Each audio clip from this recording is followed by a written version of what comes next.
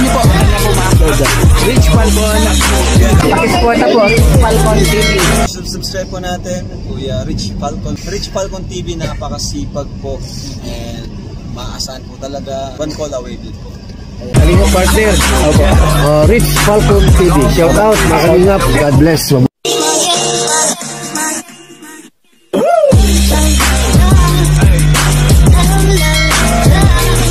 Sa mapagpalang araw po sa ating lahat, at ito nga po, nandito tayo muli kila Rachel.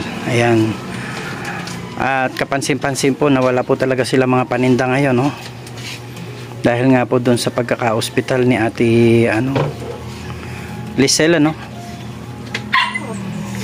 So ayan, wala po silang paninda. Hindi po kayo nagtinda ngayon? Nagtinda po kami ng kaunti at tipo nagtinda yung asawa ko.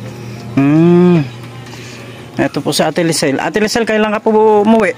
Kadadating ko lang din po galing po sa sa Daet kay Dr. Rachel sa Ubigay. Ibig sabihin mula nung isang araw na umalis ka na-confine po ako noon. Tapos lumabas po ako kahapon. Paglabas ko po kagahapon, ngayon po kasi pag umiihi po ako, meron pa rin pong dugo-dugo. Ano po nangyari doon? Nakunan po talaga kayo? Ngayon po kailangan na po ngayong raspahin. So raspa meaning lilinisin na? Opo, kasi daw po wala na daw po. So aalis po kayo ngayon? Yan po itong yan po yung resulta ng inyong ultrasound. Umaalis pala kayo ngayon, Ate Siya po, magaya po ng mga dalahin sa provincial po. Kasi bumubulwak na yung dugo. Ay sabi po din sa pagkatapos ko pong ultrasound, kailangan ko na daw pong raspahin agad. Kasi daw po may mga dugo pa na iba. Nung na-confine po ako, sabi po kasi nung na-confine ako, nandun pa daw po yung baby kasi close pa daw po yung cervix po. Kaya po nainuman pa po ng pampakapit. Pag uwi ko po dito, pag-iihi ko po, may mga dugo pa rin po na nalabas. Na lumalabas po. Naghihilap na po kasi. Ngayon po, sabi kong ganun, para sigurado po, magpaano po ako, magpa-ultrasound po ako para sure kung okay ba si baby or hindi. Pag-ultrasound po sa akin ni Dr. Rachel po sa Daet, wala na raw pong baby. Wala na? Sabi, ilang buwan po yung baby nyo dapat? Ito po, pangatlo po sana. Hindi, ilang buwan po dapat siya sa tiyan? 4 months po ngayong 7. Hindi na daw po, sabi niya gano'n. Wala na si baby, sabi niya gano'n.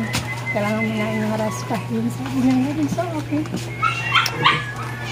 Pero kapag sa provincial, medyo mura-mura, no? Ate Rachel. Po sa mga isda po. Sa Swatch, may malasakit. Ayan, problemado ko talaga. Sobrang problemado kayo ngayon, nasabay pa yun talagang pag ng bahay ninyo. Ay maiba muna po ako, no? Ate Rachel, yung lote nyo nasukat na ba yun? Anytime naman po, pwede po yung sukat. Kasi para sana malaman kung saan, and then baka may mga tayo, mga sponsor na matulong sa inyo para makapag ipon ng materyales. Ayan, so dahil ngayon aalis kayo, hindi man natin kayo masyadong aabalahin, ang talagang pinunta lang natin dito ay kung kumusta yung lote. Mas maganda kasi maipasukat, tapos mabakuran, maanohan, para kung babahayan man, ma-design natin kung ano yung bahay na pwede nating ilagay doon, no? So yan, kaya siguro naman kahit na matayuan lang natin ng bahay na makalipat din kayo, no? At itong bahay niya yata, sa inyo pa ba hanggang doon? Hindi. Pahaba po yan. Pahaba. May mga gamit pa ba tayo na makakukuha dyan kung sakasakali? Wala na rin siguro po. Hot body baga po. Ayan, sobrang talagang tingin ko, nahihirapan na si ate. May service kayo? Lang mapunta doon? Makommute lang po. Makommute kayo? Sino maiwanan dito sa bahay nyo? Si mister? Ay, kung ngayon ang masama, yung kasama dati, hindi yun, Kasama rin po yun. Ay, hindi na po kasama. Yung kapatid ko pa pong isa. Oo. So, ayan. Hindi ko alam kung paano, kasi si Ate Lisel ay... Kailangan ka na rin pong makalis. Oo. Sinusundo lang po yung mama ko. Ay, nantay lang yung mama mo. Opo, para po may magbantay sa akin yung pagkagab. Kailangan din. Ay, ibig sabihin, sasama lang si Rachel, Para po kapag pero babalik din, uuwi din. Eh, parang tingin ko, ikaw ang nababother ka masyado. Ano bang nararamdaman mo ngayon? nakaka-stress din po. Oo. Tsaka nakakaano din po kasi nawala ko nga po yung Pang ilang anak sana po yan ate? Pangatlo po. Ito po yung Pangatlo, yan yung susundan. Yung isa, ilang taon na? Magsi-16 na po. Ah, may dalaga ka na rin pala. Binata. Binata. Okay. So, ayan. Talaga naman na si ate Rachel ay hindi na nawalan ng problema. Parang nagkakasunod-sunod ang problema mo ha. Baka kailangan na natin yung medyo kausapin si Lord talaga ng gusto. Baka mamaya ay medyo sa tagal ng ay nakalimot-limot na tayo ng konti. So dapat siguro ay tawag dito. Mag-focus muna tayo kay Lord, Ayan, so si Ate Lisel, ko alam kung pati tuloy ako natitense. Ayan, pero alam nyo, sa lahat ng mga pagsubok na dumarating sa buhay natin, ang lagi nating ang lagi nating panghahawakan at lalapitan ay ang Panginoon. So yan, naantay lang po nila yung mama ni Ate Lisel.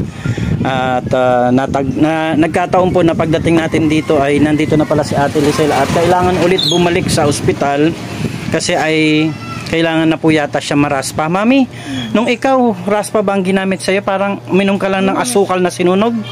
Ano ba yun? Paano man sa'yo? Nilalabas kasi ako noon tapos ayaw mo paraspa. Tapos ang ginawa ko, nagsulit ako ng asukal. Pait. Tapos ininom ko ng basis. Lumabas na lang ng dugo, nag-cleansing. Kusa na siyang dumabas. Nag-clean na siya. Kasi ayaw na nito magpaano Ayaw ay. ko magparaspa ay. Takot siya sa mga pinapasok na Yung ginawa aparato. ko, nagsunog ako ng asukal na mapait. Tapos ininom Saan mo naman natutunan yan, Mami? sa lola ko. Yun lang. Ayan. Hindi naman natin sinasabing gawin ni Ate Lisel, no? Kung ano yung sa tingin, Ginawa ko. pero kung ano yung sa tingin ni Ate Lisel na maganda na dapat niyang gawin niya, ay yun na lang po tayo, no? Ayan, so kumusta naman? May budget naman, kumbaga. Wala po. Yan ang problema, na si Mr. umuwi na ba? Ano po, nasa trabaho po ngayon, pero gumagawa So sino po ang tumutulong sa inyo sa financial? kami lang din. Yung puhunan mo, ano na yung puhunan nyo? Oo, kasi po nung naglabas po ako, ang binayaran ko pa 6,330 No. one day. Oh. Isang araw lang po kaya nagpilit na siyang maglabas. Kasi kung 2 days po, mga 12,000 na. Ate Lisel, meron sana akong ibibigay sa'yo dahil kahit pa paano sumahod naman kami sa YouTube namin, ay gusto ko makatulong sana kay Ate Lisel pandagdag sa puhunan niya. Meron sana akong ibibigay sa'yo. Pandagdag sa puhunan, pero bahala ka na kung paano ninyo gagamitin, Ayan, ito po ay meron kaming konting kita sa aming YouTube channel at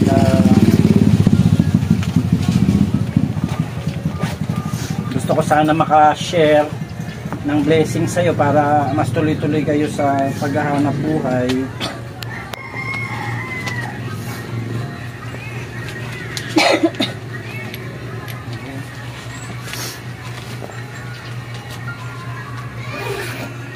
So ito po mga kalingap, ay kahit pa paano nitong nakaraang araw ay meron naman tayong natanggap mula sa ating YouTube channel. Salamat po sa lahat ng mga sumusuporta po sa atin. Ito po ay bibigay ko sana kay Ate Rachel. Rachel ba? Opo, Rachel. Rachel para pandagdag ng puhunan. Pero Ate Rachel, Maraming 2,500. Bahala ka na kung paano mo siya gagamitin, Malaking tulong na po ito. Pandagdag po sa puhunan. Tsaka pang ano-ano po sa ospital po. Oo, yung kay Ate ay siguro mabigay na lang ako ng kay Ate. Ate, pasensya ka na ha. Okay lang po. Hindi natin Ate, pandagdag mo na lang po sa kahit Thank you po. gasolina na lang. Thank you po ng marami. tulong. Kahit pa paano naman po ay medyo kumita na rin tayo sa ating YouTube channel at meron na rin po tayong pang share kasi dati lahat po ng aming i-share ay galing sa sponsors. Pero kami po ay masaya na kahit pa paano sa sarili naming kaparaanan ay meron na rin po kami na ibabahagi po. So sana ay makatulong sa inyo yan. Malaking tulong na po ito sir. Oo. Tapos yung materialis ng bahay mo, ayan, may mga ilang nag-contact na sa akin na siguro kahit pa unti-unti ay mag-share sila sa iyo ng blessing. Kaya tinitignan natin kung saan yung masasakop ng lote mo para mapag-aralan natin kung anong klaseng bahay o kubo ang magagawa natin doon para kung sakali man na biglaan na kayong paalisin dito ay may malilipatan naman kayo. Kahit di man po siguro kasing laki nito ano. Kasi ito pong bahay nila ay medyo parang may ilang sukat ba nito? Medyo kalakihan ano.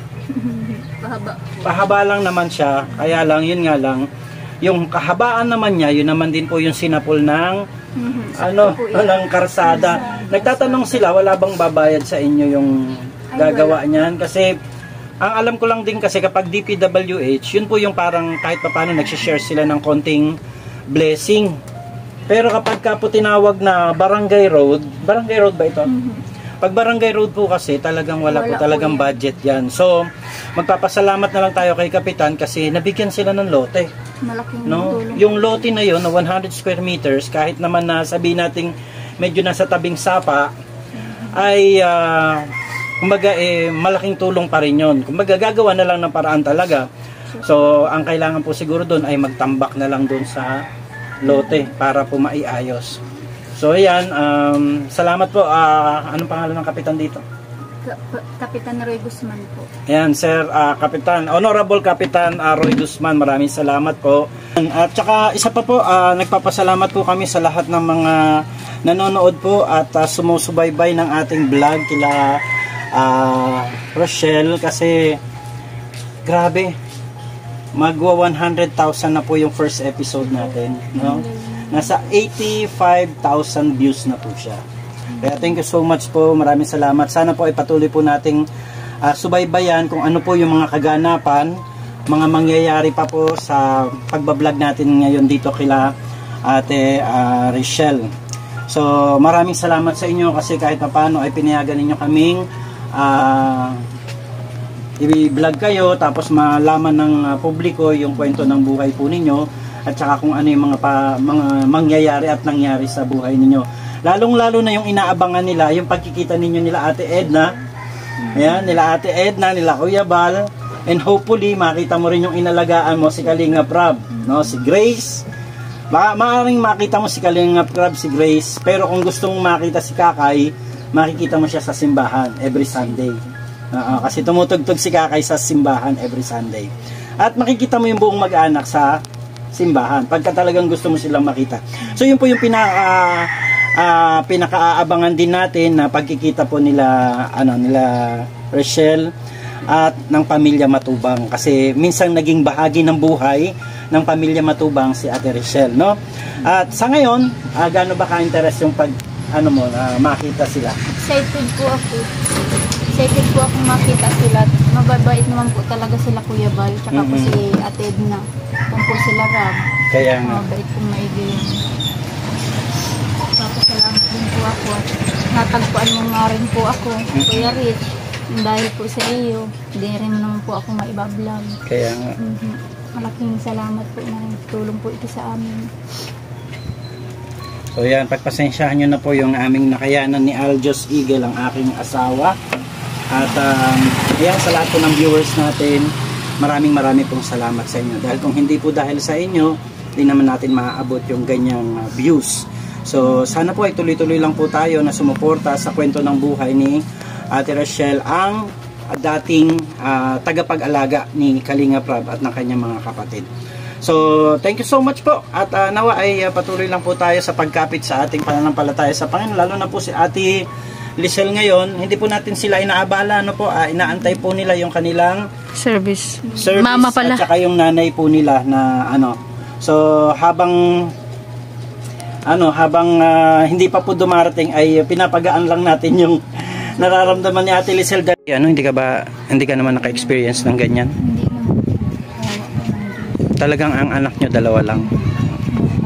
Parang kadarating lang ni Charlie? Hindi po siya nagtinda. Hindi na siya nagtinda. Yung mga natira pong mga gulay-gulay, pinaluto ko po sa kanya at mga Sabado din yung magulo.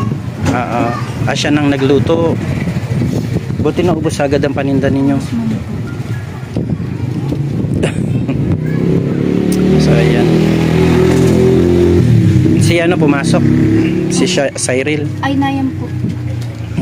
Kamusta naman si Cyril?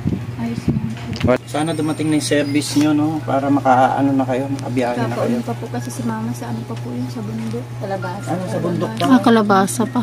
Ay, dun sa Kalabasa na. Ang layo. Ba't hindi na lang siya po dumiretso dun sa sa provincial? Mauna na kayo. Kaya gagaling ko lang din po doon. Malapit lang din po yan pinaanuhan ko doon. Gamit po.